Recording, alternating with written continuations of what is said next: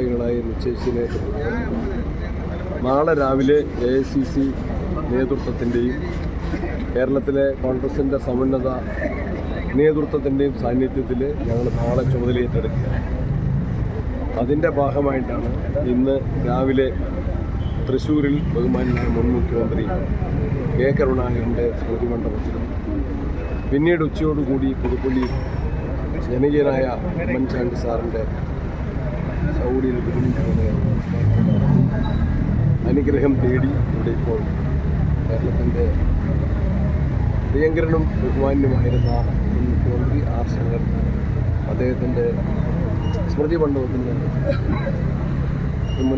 മറഞ്ഞുപോയ നേതാക്കന്മാരെല്ലാം Indian national കോൺഗ്രസിൻ്റെ ആദർശ ലക്ഷ്യങ്ങളെ മുറുകെ പിടിച്ചുകൊണ്ട് ഭരണരംഗത്ത് മികവ് തെളിയിച്ച കേരളത്തിൻ്റെ വികസനത്തിന് അടിത്തറ പാകിയ കോൺഗ്രസ് നേതാക്കന്മാരാണ്. ഒരേ സമയത്ത് ഭരണത്തിലെ നേതൃത്വ പങ്കാളിത്തവും അതേപോലെ തന്നെ പാർട്ടിയുടെ ശാക്തീകരണത്തിനും പ്രവർത്തിച്ച ആ മഹാരഥന്മാരുടെ ഓർമ്മകൾ ഞങ്ങൾക്ക് കരുത്തു പകരും. കേരളത്തിലെ കോൺഗ്രസിൻ്റെ ഊർജ്ജസ്വലമായ മുന്നേറ്റത്തിന് അത് പ്രചോദനം നൽകുമെന്നുള്ള പൂർണ്ണ വിശ്വാസത്തിൽ ഞങ്ങളുടെ ചുമതല ഏറ്റെടുക്കുമ്പോൾ അവരുടെ എല്ലാം ആവേശകരമായ ഓർമ്മകൾക്ക് മുമ്പിൽ ഞങ്ങൾ ശ്രമിക്കുന്നു. അത് ഞങ്ങളെ കൂടുതൽ കരുത്തുറ്റതാക്കും എന്ന പൂർണ്ണ വിശ്വാസമുണ്ട്. ആർ ശങ്കർ അത്തരത്തിൽ ഏറെ തലയെടുപ്പുള്ള കേരളത്തിലെ കോൺഗ്രസിൻ്റെ നേതാവായിരുന്നു. അദ്ദേഹത്തിൻ്റെ ഓർമ്മകൾക്ക് മുമ്പിൽ ഞങ്ങൾ ശിരസ്സ് നമിക്കുന്നു.